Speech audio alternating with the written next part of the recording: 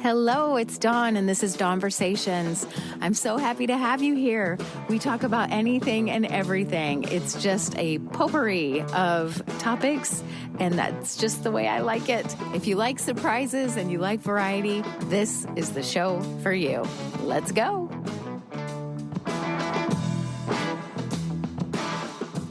Welcome to another episode of Dawnversations. Today we have Tatiana. Welcome. I'm so happy to have you here.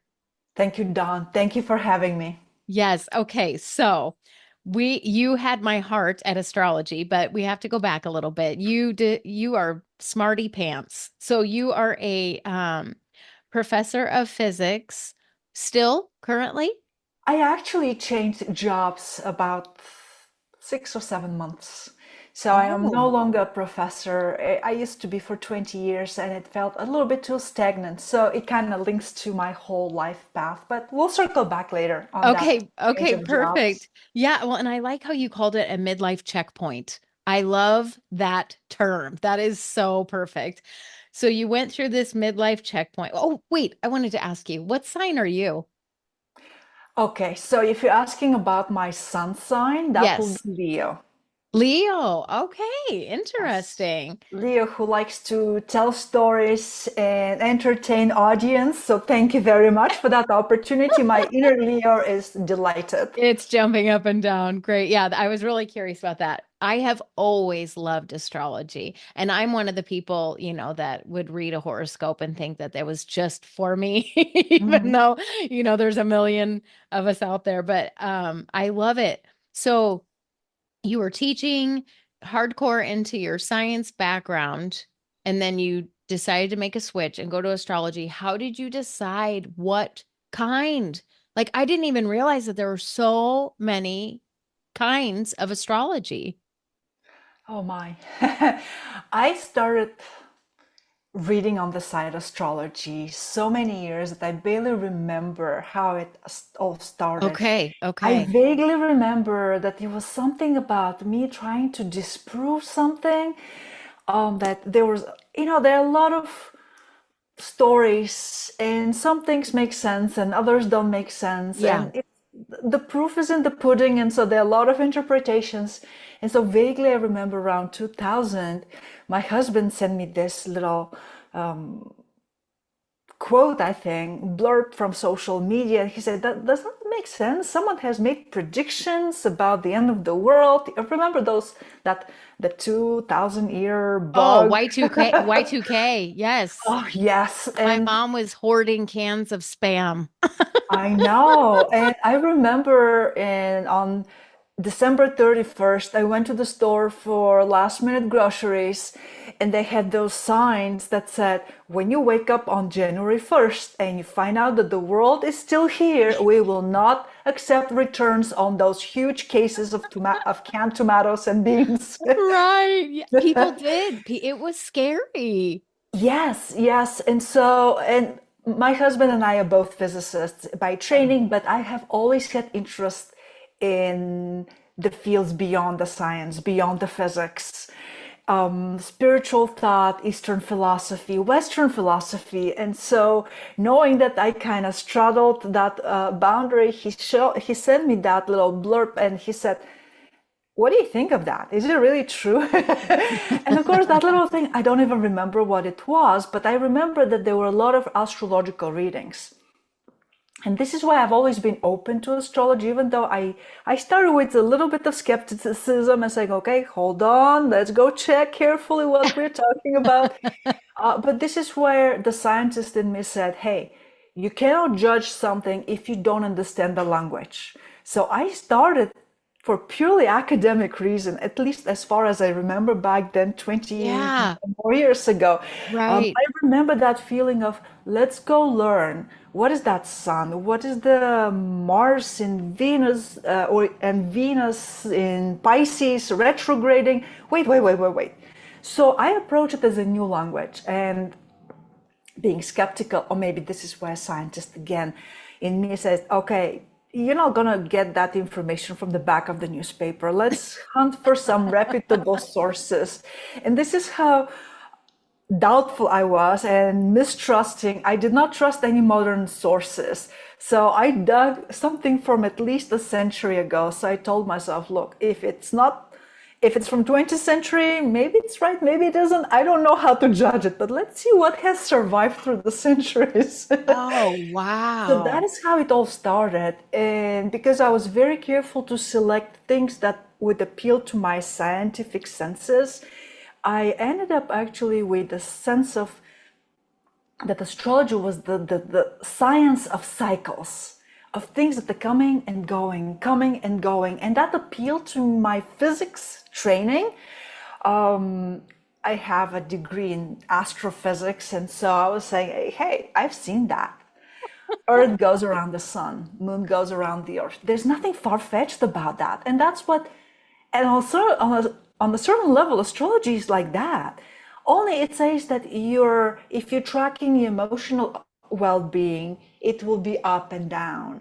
If Hmm. you're building something in this world in terms of career and achievement in a material sense, it will be in a cycle. So this is how I actually very gently eased into the field of astrology. I was in before I even realized that. Wow.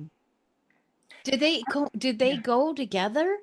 Physics and astrophysics? I mean, besides, I know you just said about the planets, but is it scientific just like that? Yes, it is. But here's the kicker. I said, okay, well, why am I the only one doing it? Actually, I know other people too, but there's a lot of, I don't know, stigma. I don't know why, for some reason, we ended up with this very strong opinion that science and astrology do not mix. But if you dig deeper, and I've dug centuries back, and Johannes Kepler, who actually set up the celestial mechanics, and every physics student learns about Kepler's laws in the first 5 weeks of their first physics class. He was actually a practicing astronomer and astrologer.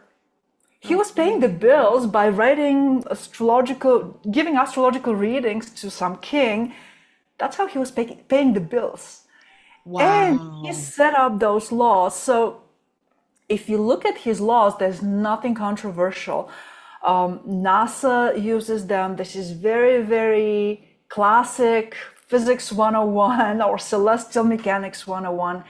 And I have no idea why and how, somewhere from 4 or 5 centuries ago when he lived, up to here, how this Division. division occurred. Thank you. Not only it's division, it's a big division, but I have felt intimidated to mention it that I do astrology in scientific circles because a lot of times I feel like they would not even give me a chance to explain. I can explain in scientific terms, but what you're giving me, I haven't had that within the established scientific circles. Right. So I have learned to be very careful. There are many people who are open. I don't want to dismiss all the conventional Sure. science. But for some reason, there's this very loud minority that is very judgmental and very quick to wade in and dismiss you before you have had the chance to say A, B, C. Wait. Yeah. They Right. wouldn't even wait for me to say Kepler, and they would be like, it's over. So I think they're a tiny minority, but because they're so loud, majority of us tend to keep to ourselves. I mean, Yeah. I've been a physicist for over 2 decades, and I started saying it only in a few years ago, and it's more like in social media, not in my classes. So, and yeah, there's a stigma that comes along with it, almost like it's like a witchcraft or some Mhm. voodoo or something like Yes. that. So I love that you're so scientific, but you're willing to delve into it to learn, and then you're realizing it's not. I thought I heard too that there were some, like when you said he was reading for a king, that I think it was in India. There was some country where they would have to have their charts read before they were allowed to marry to make Mhm. sure that like the stars and everything. And then the wedding day would have to have the planets doing what they're supposed to be doing. That is fascinating. I mean, Yes. that just shows that how how far back it goes. Yes, and I think India is one of the places where they have had this tradition without any interruption.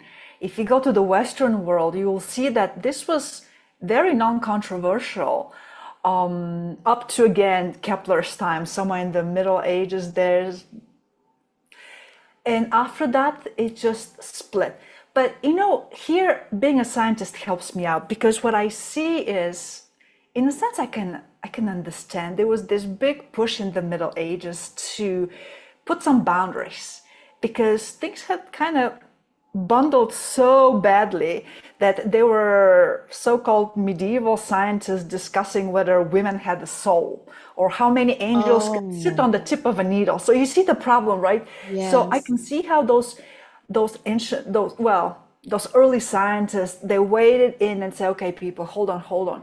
Let's just sort it out what we can test in life and see the world through those physical laws, and let's keep the other for philosophical discussions. So you're free to say whatever you want about the soul Okay. or the angels.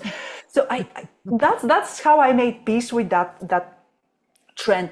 But you can see it even within the sciences. For the last couple of hundreds of years, physics and chemistry split and biology split, and there was a lot of splitting.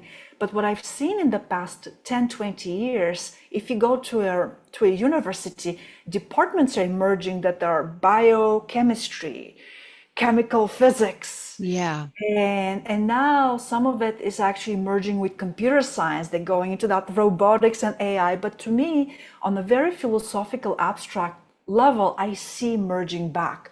So that's my permission to say, hey, I think that within several decades, there'll be many people like me who would see that astrology is a science. There are predictions that you can go there, put them to a test, and see what it is. Mm-hmm. There's no need to be dismissed anymore, but we're still battling some inertia. I call it Yeah. mental inertia. Right. Well, and also a lot of the books that I've read, more of like the self-help type, they the books I've read recently have brought up quantum physics. So then I'm sitting there reading, I'm like, "Ooh, look at me. I'm so smart. I'm reading about quantum physics." But that's another kind of metaphysical-ish, like people that seems woo-woo too, and it's Yes, yes. actual science. So it's fascinating how it's kind of starting to I like connect. it. I like it because the quantum physics was developed almost 100 years ago in the 1930s. And it has almost, we took it and we use it for practical applications, but the implications of how entangled our existence is, how the very question of what is objective and what is material, we kind of, as a scientist, we tend to put it a little bit, Hmm. sweep under the rug. And I welcome this waking up to all of a sudden this fact that it's not from Eastern mysticism or some woo-woo, as you called it. It's just here under our noses. I've argued with some people from the sciences, friendly argument, when they said, well, I I like to deal with the material world, has to be solid. You knock on the door, it's very solid. And I challenge them because anybody who has taken a quantum mechanics course in the physics department in the university, the quantum mechanics says the electron doesn't exist the way you think. There's nothing solid about it. So I like Right. to kind of poke around those scientists who get a little bit too much into the solid. What is that woo woo? And I'm like, all right, let's talk about now how solid the electron is. Right. Well, and it's funny too that the people that are skeptics, they don't mind so much if they think it's like fortune telling, like with the election coming up. Oh, yes. Oh, I'm sure there's a lot of people that are like, what's the future looking like? What are the planets going to be doing? It's like I they know. don't buy into it until it's relevant to them.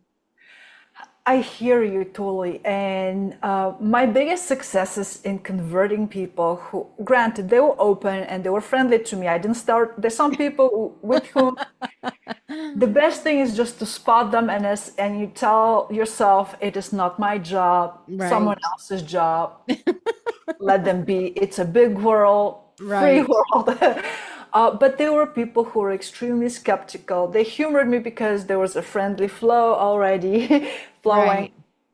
And the biggest success is when I didn't want to convince anybody anything, but I said, hey, look, it's something about repetition. And that is in the astrological chart, we can do those calculations because they're based on astronomical calculations. NASA uses the same astronomical calculations to launch. Astrologers take the same numbers and try to make a prediction. So I made a prediction. Someone was having very difficult toxic relationship at Hmm. work with a female coworker. And things had escalated so badly that the person was very depressed and could not see any way out short of finding another job. And so I said, look, I'm a beginner astrologer. Don't ask me for interpretation, but I know my math and I can do the cycles. So what I did is I went through the cycles and I looked at the dates and I said, okay, I have no idea, but for some reason this cycle is ending in October. So he said, we're talking about a company that nobody leaves, nobody gets fired. It's one of those big companies. Yeah. I don't even see how this is going to be. And I said, I don't know, but you're a scientist and I'm a scientist, so we get to wait. So we waited several months and I totally forgot about my prediction. I was back then very feeling newbie and I did not have confidence. I hadn't read for clients and then this person comes back and you said, you won't believe what happened. And I said, what happened? Well, it's October, as you said. And today that coworker walked in and resigned from the job. And she said she had found a better job with more money and she's out of here. Oh my gosh. So I got my first convert very unintentionally. So from that day on, that person likes to ask, can you tell me? And again, my usual view is always like that. Be careful with the interpretations. That is where we get into trouble, right? Yeah. What would the election be? Who is gonna win the election? I wouldn't go there. Right.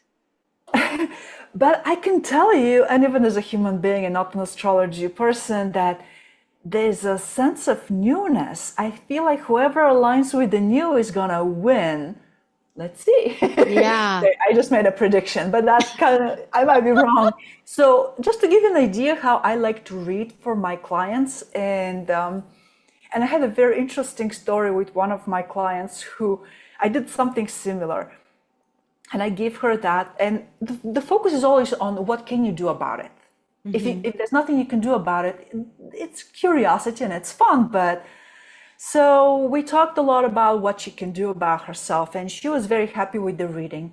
But then she wanted apparently to go to someone professional with 20 years of experience. And she went there and she got the reading with dates and time and specifics. And then after some, maybe a month or so, she called me and she said, you know, Tatiana, I think I want to have a reading with you. That guy was so good. But what good is it to me to have all the dates 5 years down the road?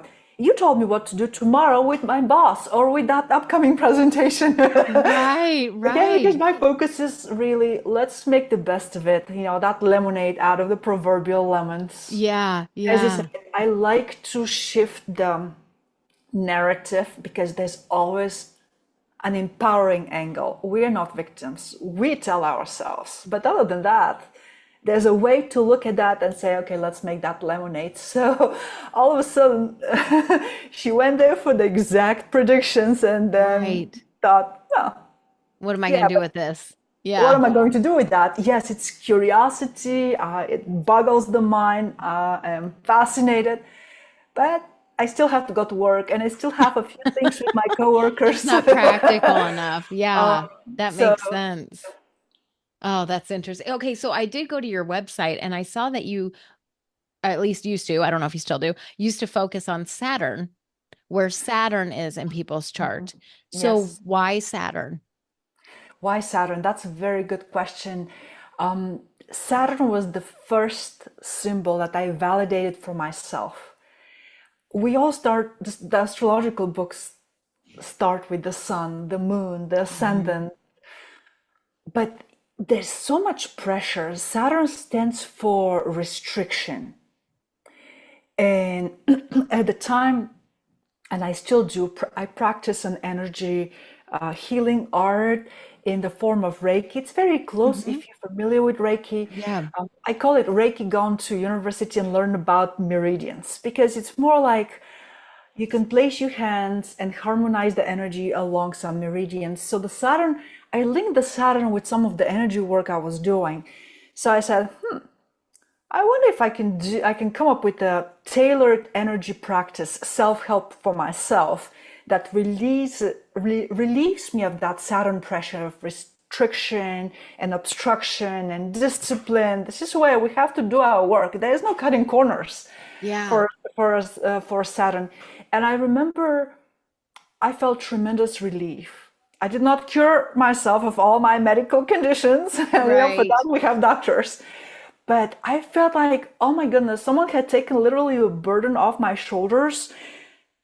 And I said, huh, I shocked myself. I didn't expect that you can feel the energy work so physically in your body just because I tailored it a little bit to the Saturn from astrology. And that is how the Saturn started because I merged two disciplines. So there it is, my trend again to merge.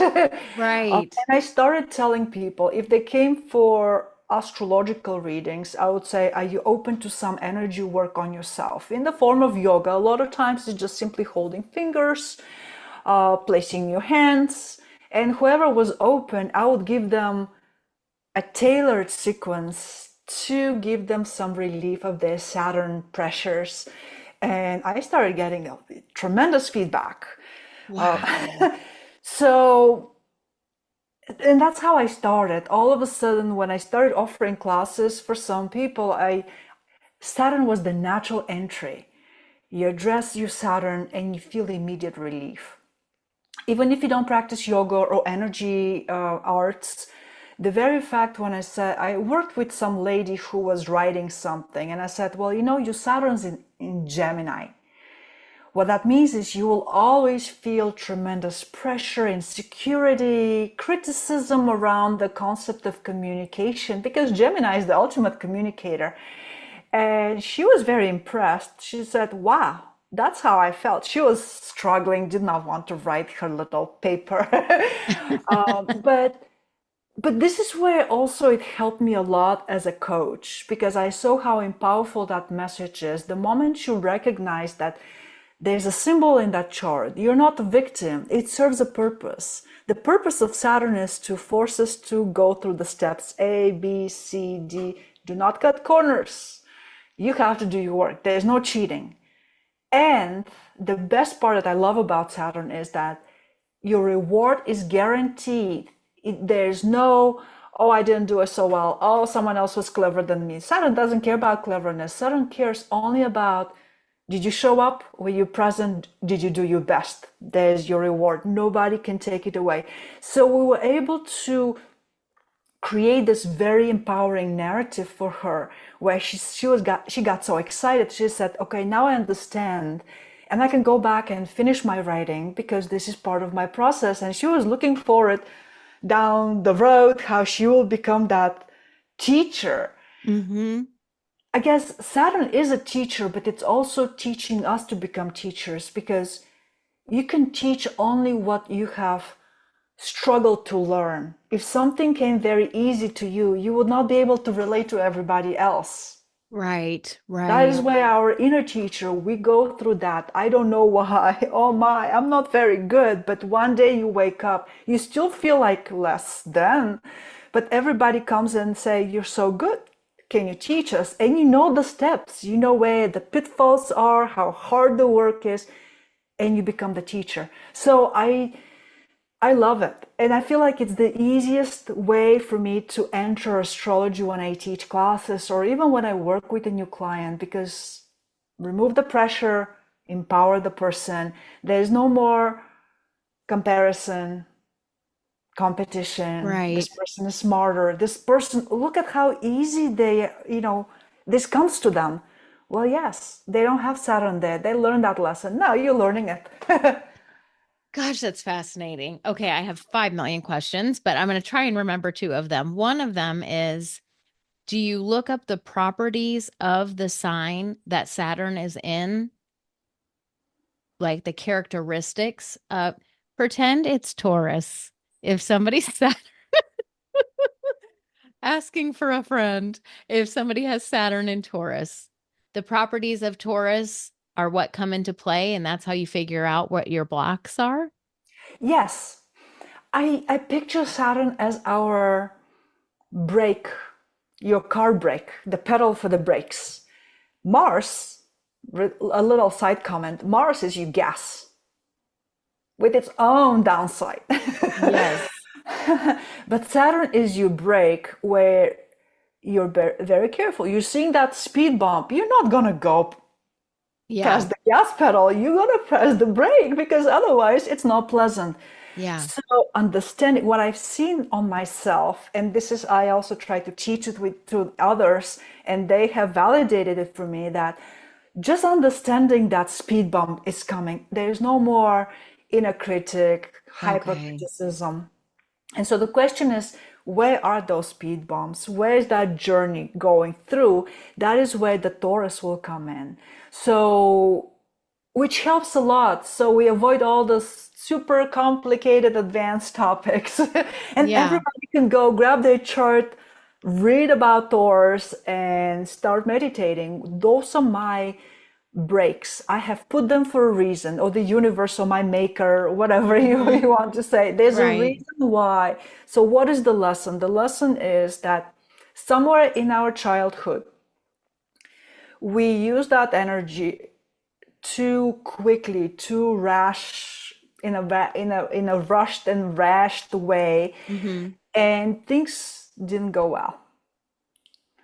Childhood, if you believe in reincarnation, could be connected to previous lifetimes. If you don't, that's okay. Most of us Right. can actually connect to childhood experiences. I did this and it didn't work, and now I'm very reluctant. I put those brakes on me, and I don't want to do it. So what is the Taurus? Taurus is very much in connection with with nature, with the intuitive side of nature. Taurus is the energy of growing resources. It could be growing plants, tending Hmm. to animals, but it's growing resources because it's so much into. It's actually the Taurus energy is where we're recognizing that we are one with the nature, with the whole existence, and of course we'll be provided. That's what Taurus, the gift of Taurus is, you'll be provided. Now you went too quickly thinking that everything is there, and and now you're probably having some insecurity about, will I be provided? Maybe I should hold on to something, and that's when the unbalanced Taurus can come. I'm having troubles letting go of my possessions. Hmm. Right? I have shoes from 20 years ago, but I don't want you. Right. Right. Or on the mental level, and this is where I can give you different options, but only you know where you'd like to play them. Do I they play on see. the physical? Do they play here? Here, you can be also holding on to mental grudges, having troubles holding on to, this person hurt me, I will never ever give them a chance. It could be, but I think the idea is once we become more aware of that break in doors, the lesson here is to say just go slowly, but do your lesson, don't avoid it. Otherwise, you'll be presented with those lessons over and over. Right. That's what the Right. teacher says. So we say, okay, what can I do with doors? Well, doors can help you see through the real value of everything that supports you, from material house, furniture, shoes, clothes, cars, to people around you, holding on to those people. Some people may be outdated. I Mm. helped a person with very strong Taurian energy. She didn't have Saturn, she had other elements in Taurus. And in the last 2 years, she finally started purging her social media friends. She said, "There are people I don't even know," but she Yeah. kept them for years, and they serve no purpose. So she went through this crisis of maybe you should let go. There's no hard feeling. This is social media. This is not my neighbor or my friend. I'm not going to hurt their feelings. Yeah, that's true. Like they don't even realize you've dropped them. Yes, but Taurus likes simplicity. So I think this is also an encouragement to tap into the nature and let it unfold that simplicity. And again, Saturn is simply there saying slowly. Don't go and give up all your material possessions. Don't hoard onto everything. But go and, if something doesn't bring you joy, let go of it. Give it to someone else. And ask Interesting. yourself, what is the true value of this item? Even a better question, what is my value and what I value? That's where Taurus is. I like to work a lot on the mental attitudes because once we sort them out there, the physical comes much easier after that. Gosh, that's just fascinating. The other question that I was, and you may not have the answer to this because it is so old, but how do the planets get a personality, or how you know that? I get the cyclical part of it, but Yes. how do you know, like, okay, well, when Mars is in this sign, that's usually when this happens, like, because Mars is the sign of this. Like, how did the planets get a personality? I don't have a good question for you. I have some guesses, but I don't know how good that will be for you. For the energies, the way that I view them and the way they speak to me, the energies are not just some Taurus is nature and Aries is about protecting and Okay. standing your ground. The way they make sense to me is through the numbers. So the way I Okay. see it, the sun goes around the earth. Well, we go around the sun, but from our self-centered point of view, Right. we sit here and the sun goes around us. So if you follow the sun from the spring equinox when the spring starts, you practically divide the sky into 12 parts and you count the first one. Well, what do you need for the first one? The first one is always me, me, me. The Right. second one likes to now pause and, unpack a little bit and say, well, what do I need here? Second one is all about resources. That's where the Taurus comes into, like, I like my money, I like my simplicity, I like to chill. I'm sorry, Aries. Did I say Mars? I think I meant Aries. Aries did all the job, all the swords waving. Now it's time for rest. That's why the second number two, you can call it whatever you want. We call it Taurus. It's rest. And then you say, okay, I've rested. Now you're restless. I need to do something with my mind. And there's Gemini, the communicator. So I can go through the entire circle of the 12, and it paints a very interesting and very natural story of, okay, I'll go and talk and chit chat with my neighbors, but now, you know what, I've had enough. Let me go home in my cozy bed and chill. And that's Cancer for you, right? It likes all that nesting. Yes. And then I've nested enough, so it's time again for out there to have fun. So, but it's a little bit more mature Aries. Aries before was like, I'll go on every adventure. Now Leo will be like, nah, I'll pick and choose only the ones I like and bring me fun. And you had your fun. Maybe you wanted to paint, but then the Virgo steps in. And it's like, yeah, but someone has to wash you paint brushes. And that's where the Virgo goes with the tidying up. It's all fun Yes. to paint, but who cleans up after you? So it becomes the story of your life, Sure. right? Yeah. And once you understand these 12-step cycles, you can actually apply it to every part of your life. How do you look for a new job? Well, the first thing is you have to find the moral courage to say, yes, I can do it. I know I had to go through that part myself, Yeah. because I kind of pivoted. I was teaching professor and now I'm an administrator, so I had to convince someone that I can do it. So And it was a yourself. yes. And there was a lot of pep talk, but astrology helped me a lot because I told myself this is a process and you can approach any process with those 12 energies. Mars to say, I can do it. And Taurus to say, okay, now what do you need? You need a resume, you need letters of recommendation. Right, And then right. Gemini says, yeah, but we have to polish that resume because, doesn't sound right. Then I don't know what Cancer. Cancer probably would have been sitting at home, me sulking and stomping. My poor husband had to see all that. It's like nobody likes me, nobody wants me. What does he think about you being in astrology? He was the person that I mentioned earlier with the Mhm. toxic coworker. So he was my first convert in a sense. Oh, no kidding. Yes, he was the one who said, "Wow, amazing." So nowadays I have more self-doubt. Thank you, Saturn, right? Okay, am I good enough about that? Am I all imagining it? And he says, "What do you mean? You did it." And he has very strong Taurian energies. So feet on the ground is like, relax. You are still grounded. You make sense. You haven't gone Yeah. there. So I owe it to him actually to have that strength to finally find my job, put my stories out there, and even open business to read for clients. He started it in the beginning. I was frustrated with my job. I like my job, and that's why I was frustrated because I didn't understand. If you like it, why are you not happy? Everybody likes you. Why are you not happy? Things are working. Why are you not happy?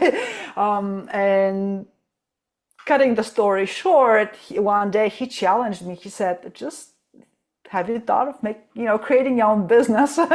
It's been a long process, but again, you can see the pattern with Aries. You have to say, I can do it. I can Yeah. open a business. And then second is, oh, what do I need? If you're a hairstylist, you need a place, a Yeah. salon. I go for my house or some other place, all the resources. Then Gemini will be like, how do I advertise it? How do I tell people? How do I Yeah.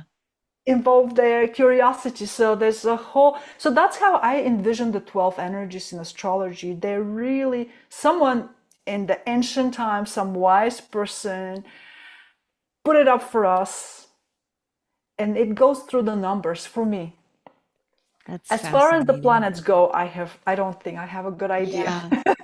Well, did you use Google or were you using like old school encyclopedias because to delve way back, how did you do that? There are a couple of books on Amazon from authors who lived in the late 19th centuries. Okay. And I started with them. It helped me because I liked to read Buddhist texts Hmm. and Indian. And the Hindu books, as you said, as you mentioned, they have that uninterrupted tradition. So Hmm. they never even went through a stage where they have to apologize or explain. Yeah, they're like, um, finally, you're catching up. so I already had a little leads through my philosophical books. So I had to go through my philosophy books to see who mentioned. Remember, it all started because someone was using the astrological language.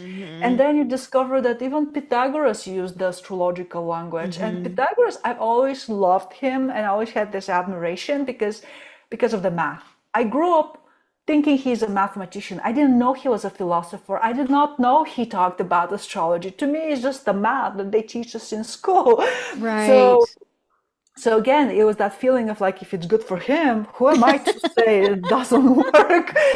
So I already had a very deep motivation to go and explore in that direction, and things just unraveled. But interestingly, in the last 20, 30 years, even in the astrological circles, there has been a trend for going back to the Western roots. And there's a podcast, I think Chris Brennan was his name. There are a huge circle around him about classic astrology. I think what do Okay. they call it? Traditional astrology, yes. Okay. To go back to what the Greeks did.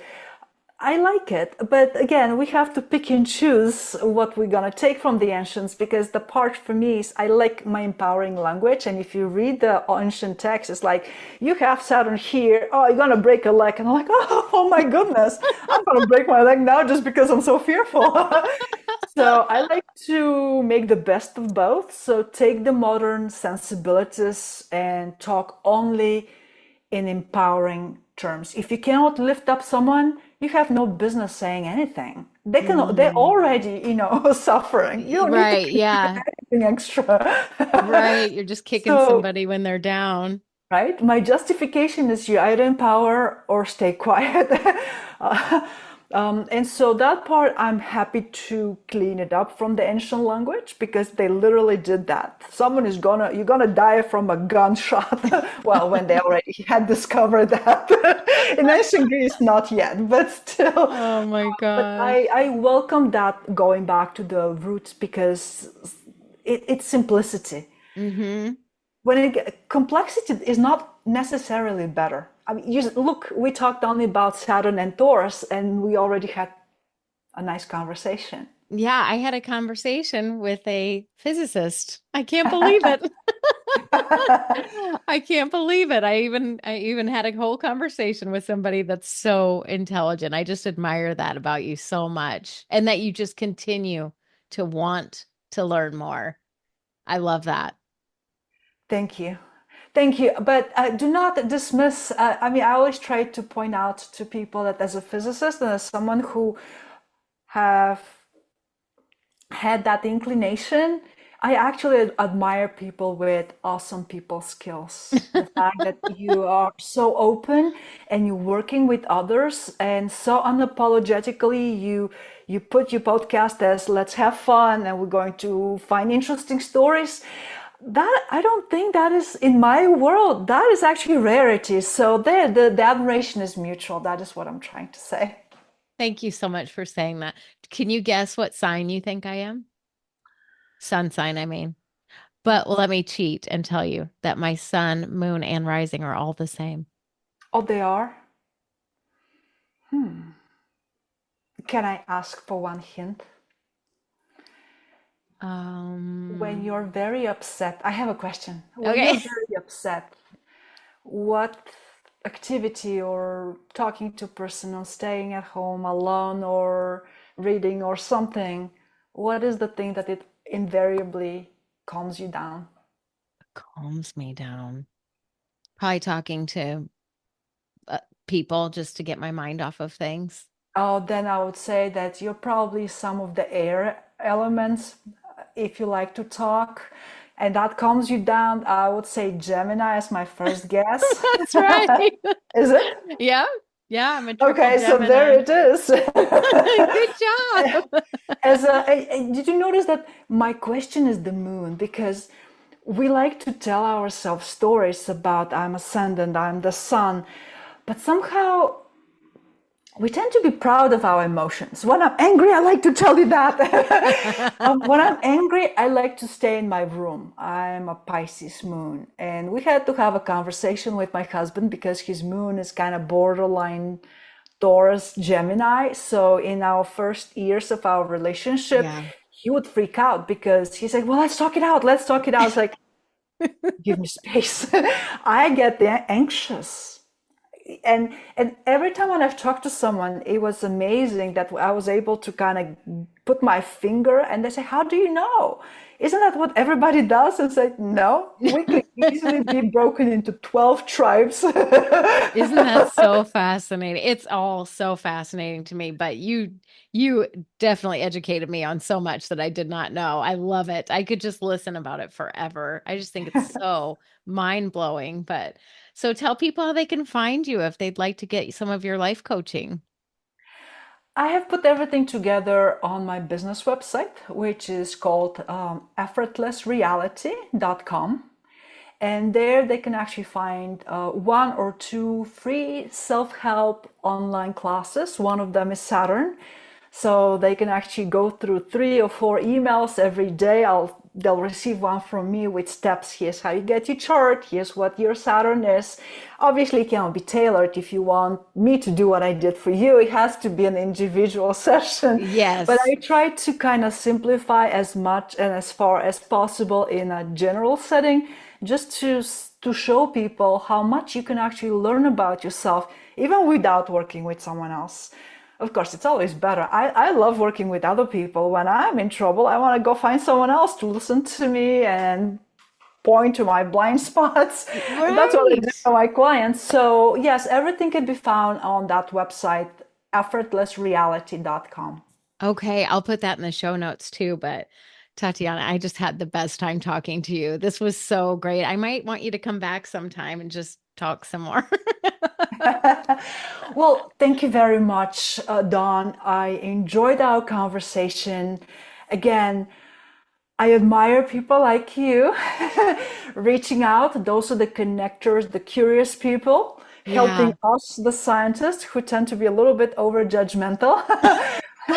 It's a professional hazard, right? Occupational hazard for us. So I just wanted to emphasize how much I appreciate and how much I enjoyed our conversation. And yes, by all means, I'll be happy to come again whenever you invite me. Oh, that's great. Thank you so much. And good luck with your new venture, your new job in administration. Yes, thank you very much. It's scary but exciting. So thank you very much. All right, we'll talk soon. Bye bye.